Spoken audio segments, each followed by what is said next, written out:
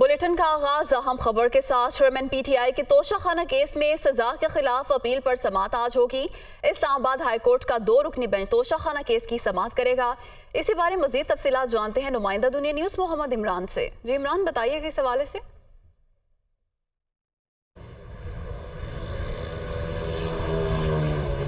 जी, chief justice Islamabad high court justice Aamir Farooq की सरबराही में 2 रुकनी बेंच चेयरमैन पीटीआई की सजा मुअत्तली की दरख्वास्त पर समाअत करेगा और ये समाअत आज दिन 11:30 बजे होगी इस्लामाबाद हाई कोर्ट में। गुज़श्ता रोज़ चेयरमैन पीटीआई के वकला ने अपने आर्गूमेंट्स कंप्लीट कर लिए थे, जिसके बाद इलेक्शन कमीशन के वकील अमजद परवेज़ की जानिब से आर्गूमेंट्स का आगाज़ किया गया था और उनकी जानिब से ये कहा गया था कि 5 नुकात पर वो अपने आर्गूमेंट्स कंक्लूड करेंगे। इनिशली उन्होंने अपने 2 नुकात पर आर्गूमेंट्स मुकम्मल कर लिए थे, ताहम अदालती वक्त ख़त्म होने पर ये समाअत आज तक के लिए मुलतवी कर दी गई थी।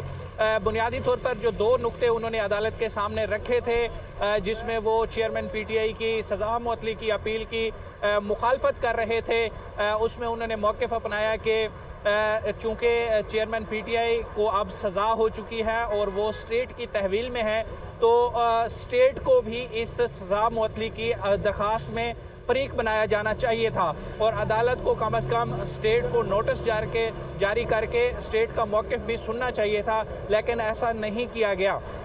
अमजद परवेज़ की जानिब से ये इस्तदा की गई अदालत से कि मैं ये नहीं कह रहा कि इस बुनियाद पर इनकी सज़ा मुअत्तली की जो अपील है इसको आप डिसमिस कर दें, खारिज कर दें, लेकिन मेरी ये इस्तदा होगी कि स्टेट को भी सुना जाए। हो सकता है स्टेट यहाँ पर आकर दरख्वास्त गुजार के हक़ में ही कुछ कह दे। इसके बाद उन्होंने दूसरा नुक्ता ये उठाया कि सुप्रीम कोर्ट का 5 रुकनी बेंच ये तयन कर चुका है कि जो कम सेंटेंस के मामले पर 6 माह से कम अगर किसी ने जेल में वक्त गुजारा हो तो वो राइट ऑफ अपील उसके पास ऐसा नहीं होता कि ये उसका पेटेंट एक राइट होता है, बल्कि ये अदालत की डिस्क्रेशन होती है कि अदालत चाहे तो ऐसे मुल्ज़मान को रिलीफ दे सकती है, अगर अदालत ना चाहे तो अदालत की ये सवाबदीद है। इस पर जो बेंच में शामिल जस्टिस तारिक महमूद जहांगीरी थे, उनकी जानिब से रिमार्क्स दिए गए। जी मोहम्मद इमरान, बहुत शुक्रिया, आपने तफसीलन अपडेट किया। चेयरमैन पीटीआई से तफ्तीश का मामला 5 रुकनी जीआई टीम अटक पहुंच गई है। जॉइंट इन्वेस्टिगेशन टीम आज चेयरमैन पीटीआई का बयान कलमबंद करेगी। इसी हवाले से तफसीलात जानते हैं नुमाइंदा मुजाहिद शेख से। जी मुजाहिद, बताइएगा। आज बिल्कुल चेयरमैन पीटीआई से जो तफ्तीश का सिलसिला था उसके लिए ज्वाइंट इन्वेस्टिगेशन टीम एक तश्कील दी गई थी और ज्वाइंट इन्वेस्टिगेशन टीम ने जो चेयरमैन पीटीआई हैं उनको एक मरतबा तलब भी किया था और डीएजी इन्वेस्टिगेशन के ऑफिस में चेयरमैन पीटीआई आए थे। तो उसके बाद उनकी गिरफ्तारी के बाद अब ज्वाइंट इन्वेस्टिगेशन टीम ने इंतकाल दहशतगर्दी की इदारत से खुसूसी इजाजत लेकर उनको शामिल तफ्तीश करने के लिए अटक जेल जो है वो आज पहुंचना था, जो पहुंच चुकी है। और 5 रुकनी टीम में डीआईजी इन्वेस्टिगेशन लाहौर इमरान किशोर शामिल है और दीगर अरकान उसमें भी शामिल है। थाना सरवर रोड में दर्ज मुकदमात समेत दीगर मुकदमात के हवाले से भी सवाल जवाब किए जाएंगे। चेयरमैन पीटीआई इससे कबल जेटी के सामने जब लाहौर में पेश हुए तो वहां पर उन्होंने जेटी के मेंबरान को संगीन नताइज की धमकियां दी, जिसके खिलाफ रिपोर्ट भी दर्ज की गई थी। जी मुजाहिद, बहुत शुक्रिया। इंतखाबी अमल पर मुशावरत। नून लीग का वफ्द आज इलेक्शन कमीशन ऑफिस जाएगा। नून लीग का वफ्द शफाफ, आज़ादाना और मुनसिफाना इंतखाबात के इनेकाद के लिए सिफारिशात इलेक्शन कमीशन को पेश करेगा। गुज़श्ता रोज़ पीटीआई और JUIF के वफूद ने इलेक्शन कमीशन हुकाम से मुलाकातें की थी। मज़ीद तफसीलात जानते हैं नुमाइंदा जावेद हुसैन से। जावेद, बताइएगा कितने बजे होगी ये मुलाकात? जी देखिए, मुस्लिम लीग नून का वफ़द जो है वो तकरीबन 11 बजे जो है उनको बुलाया गया है इलेक्शन कमीशन की जानिब से और इलेक्शन कमीशन ने जो सियासी जमातों से मुशावरत का अमल शुरू किया है आम इंतखाबात से मुतालिक, उससे मुतालिक मुस्लिम लीग नून का वफ़द जो है वो अपनी सिफारिशात इलेक्शन कमीशन को पेश करेगा। और 7 रुकनी जो वफ़द है वो तश्कील दिया गया था मुस्लिम लीग नून की जानिब से, जिसकी क़यादत जो है वो सेक्रेटरी जनरल मुस्लिम लीग नून एहसन इकबाल करेंगे, जबकि आज़म नज़ीर तारड़, अता तारड़ और अमीर मकाम और इसी के साथ साथ जो हैं वो दीगर जो रहनुमा हैं, जिसमें ख्वाजा साद रफ़ीक होंगे और जाहिद हामिद और सदर पंजाब मुस्लिम लीग नून राना सनाउल्लाह भी इस वफ्त में शामिल होंगे। ये 7 रुकनी वफ्द है जो कि इलेक्शन कमीशन से आज मुलाकात करेगा, जिसमें इलेक्शन से मुतालिक और साफ शफाफ आज़ादाना इंतखाबात से मुतालिक जो मुस्लिम लीग नून की सिफारिशात हैं वो इलेक्शन कमीशन के सामने रखी जाएंगी। जी जावेद हुसैन, बहुत शुक्रिया, आपने तफसीलात से आगाह किया। निगरान वज़ीर आला सिंध के खिलाफ आईनी दरख्वास्त पहली समात पर मुस्तरद। आइन का आर्टिकल 207 निगरान वज़ीर आला पर लागू नहीं होता। अदालत की जानिब से रिमार्क्स दिए गए। मकबूल बाकिर को रिटायर्ड हुए 2 साल मुकम्मल नहीं हुए। दरख्वास्त गुजार का ये मौक़िफ़ था। इसी हवाले से मज़ीद तफसीलात जानते हैं नुमाइंदा लियाकत राना से। जी लियाकत, बताइएगा इस दरख्वास्त से मुतल्लिक। देखें, यहाँ मुकामी वकील थे इब्राहिम अबड़ो, उन्होंने एक आईनी दरखास्त निगरान वजीर आला मकबूल बाकर की को मुकर्रर करने पर लगाई थी, जिसमें यह मौक़िफ़ इख्तियार किया गया था कि आइन के आर्टिकल 207 के मुताबिक कोई भी सरकारी अफसर रिटायरमेंट के 2 साल तक कोई पब्लिक ऑफिस होल्ड नहीं कर सकता। इसलिए जो इनको केयर टेकर सीएम बनाया गया है ये गैर आईनी है, लिहाजा इनको काम करने से रोका जाए।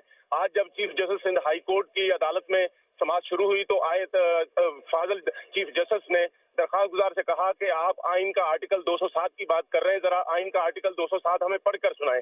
लेकिन मज़कूरा वकील जो है वो आइन के आर्टिकल 207 पढ़ नहीं सके, जिस पर चीफ जस्टिस ने कहा आपको आइन का आर्टिकल 207 पढ़ना नहीं आता, आपको पता ही नहीं इसमें लिखा क्या है और आपने एक आईनी दरख्वास्त दायर कर दी है।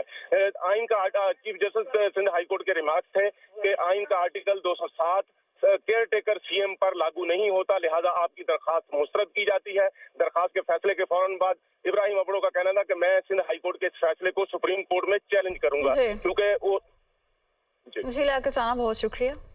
निगरान वज़ीर आज़म अनवारुल हक काकड़ का कहना है कि रेस्क्यू ऑपरेशन की कामयाबी के लिए बेहतरीन हिकमत अमली तैयार करने वालों को खिराज तहसीन पेश करता हूँ। ये हम सबका इज्तिमाई क्रेडिट है। बच्चों ने दूर से फौजियों को देखकर कहा अब हम बच जाएंगे। पाकिस्तान हमारा घर है, इसका तहफ़्फ़ुज़ हमारी जिम्मेदारी है। कोई गलत फहमी में ना रहे, मुल्क महफूज हाथों में है। वो इस्लामाबाद में बडग्राम में चेयरलिफ्ट रेस्क्यू ऑपरेशन में हिस्सा लेने वाले अफराद के एजाज़ में तकरीब से खिताब कर रहे थे। मैं सबसे ज़्यादा क्रेडिट उन लोगों को दूंगा जो इसमें सोचने के अमल में शामिल थे और फिर उस सोच को अमली जामा पहनाने वाले उनके साथ जो सिंक्रोनाइज हुए उनको क्रेडिट दूंगा। गुज़र इन 8-9 लोगों पे रही थी जो इस ऑर्डील से, इस क्राइसिस से फिज़िकली उसका सामना कर रहे थे। हर एक ने मुझे कहा कि जी शुरू में डर लगा, तो मैंने कहा फिर क्या हुआ? कहा जब हमने दूर से फौजियों को देखा हमें ये लगा अब बच जाएगी। फैसला आसमान पे होता है, इजहार उसका ज़मीन पे होता है।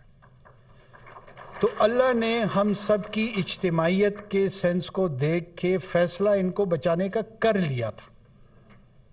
ये लोहे महफूज में बचे हुए थे, लेकिन उस बचाव का इजहार ज़मीन पे इन लोगों से करवाया। इंटरबैंक में डॉलर बुलंद तरीन सतह पर पहुंच गया। इंटरबैंक में डॉलर की कीमत में 53 पैसे का इजाफा हुआ है। इंटरबैंक में डॉलर 300 रुपये 75 पैसे पर ट्रेड हो रहा है। तफसीलात जानते हैं, head of business desk Haris Zameer हमारे साथ मौजूद हैं। हारिस ज़मीर, बताइएगा ये सिलसिला कब थमेगा? मोहतरमा, ये बहुत मुश्किल सवाल है पूछना आपका। ये कि कोई इंटरवेंशन की उम्मीद है मनी मार्केट एक्सपर्ट्स इंटरवेंशन शायद हो, हुकूमत तो ऐसी कोई रिफॉर्म्स करे या ऐसे अहकाम जारी करे जिसकी वजह से हो, लेकिन लगता है कि प्रेशर बहुत ज़्यादा है और प्राइस बहुत ज़्यादा है, डिमांड है। मुसलसल हमारी जो इम्पोर्ट है उसका कंटिन्यूशन है, एक्सपोर्ट्स और रेमिटेंस फॉल्स करेंगे, जिसकी वजह से डॉलर की आमद जो है वो कम है। लगता है कि अब इस हफ्ते नेक्स्ट वीक जो है वो फिर बुलंद तरीन सतह पर जाएगा अनलेस और अनटिल कोई हमें मुस्बत फैसले हुकूमत की तरफ से नजर आए। जी हारिस ज़मीर, बहुत शुक्रिया। बराह रास्त आपको लिए चलेंगे। Chief justice Peshawar high court की हल्फ बर्दारी की तकरीब जारी है। नीयत से पाकिस्तान का हामी और वफादार रहूँगा। मैं खुलूस नीयत से पाकिस्तान का हामी और वफादार रहूँगा कि बहैसियत chief justice Peshawar high court chief justice Peshawar high court सूबा खैबर पख्तूनख्वा में अपने फ़राइज़ व कारहाए मनसबी ईमानदारी ईमानदारी, अपनी इंतहाई सलाहियत और वफादारी के साथ इस्लामी जमहूरियत पाकिस्तान के दस्तूर और कानून के मुताबिक अंजाम दूंगा। इस्लामी जमहूरियत पाकिस्तान के दस्तूर और कानून के मुताबिक अंजाम दूंगा कि मैं आला अदालती कौंसिल के जारी करदा ज़ाबिता अखलाक की पाबंदी करूँगा कि मैं अपने ज़ाती मफाद को अपने सरकारी काम या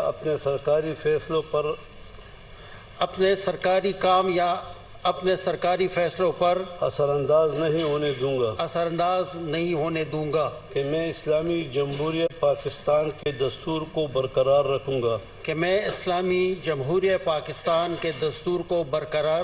रखूंगा और इसका तहफ़्फ़ुज़ और दिफा करूंगा और ये कि मैं हर हालत में हर किस्म के लोगों के साथ बिला खौफ व रियायत बिला रग़बत व अनात कानून के मुताबिक इंसाफ करूंगा। अल्लाह ताला मेरी मदद और रहनुमाई फरमाए। आमीन आमीन या रब्बुल आलमीन।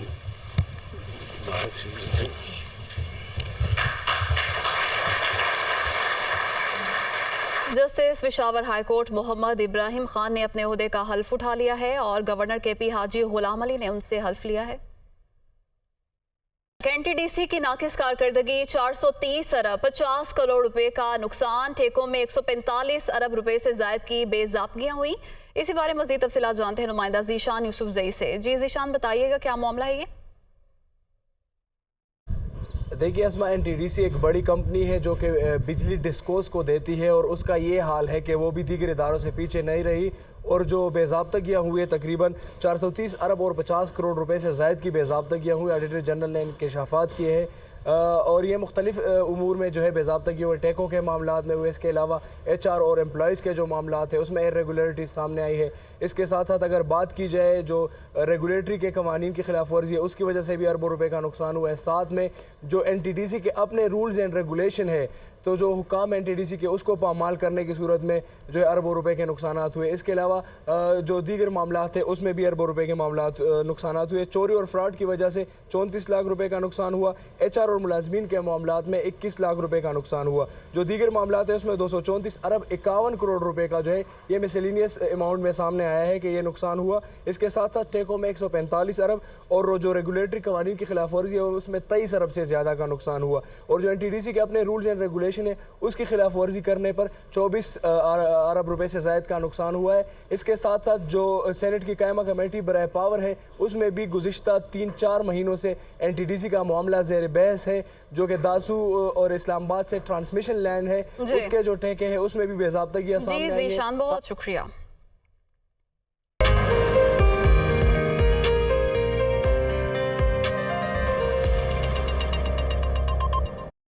जुड़वा शहरों में वक्फे से बारिश, मौसम खुशगवार हो गया, गर्मी और हब्स का जोर टूट गया। मज़ीद तफसीलात जानते हैं नुमाइंदा फौजिया अली से। बिल्कुल, जुड़वा शहरों का मौसम काफ़ी खुशगवार हो गया है क्योंकि हमने देखा कि गुज़िश्ता रोज़ से वक्फे से बारिश का सिलसिला जारी है। आज रात को भी मूसलाधार बारिश हुई जिसके बाद जो है दर्जा हरारत में वाज़ेह कमी देखने को मिली है।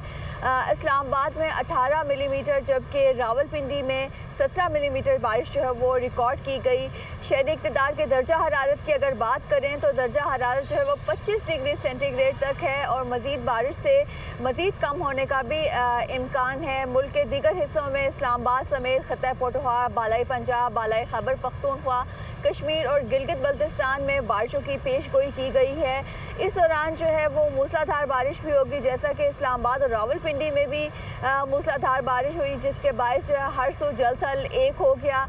जो नशेबी इलाके हैं वो ज़ेर-ए-आब आने का खदशा भी ज़ाहिर किया गया है, जबकि पहाड़ी इलाके जिसमें कश्मीर और गिलगित बल्तिस्तान, खैबर पख्तूनख्वा के पहाड़ी इलाके हैं इनमें लैंडस्लाइडिंग का भी खदशा ज़ाहिर किया गया है। महकमा मौसमियात का यही कहना है कि बारिश बरसने का यह सिलसिला 27 अगस्त तक वक्फे से जारी रहेगा। जी।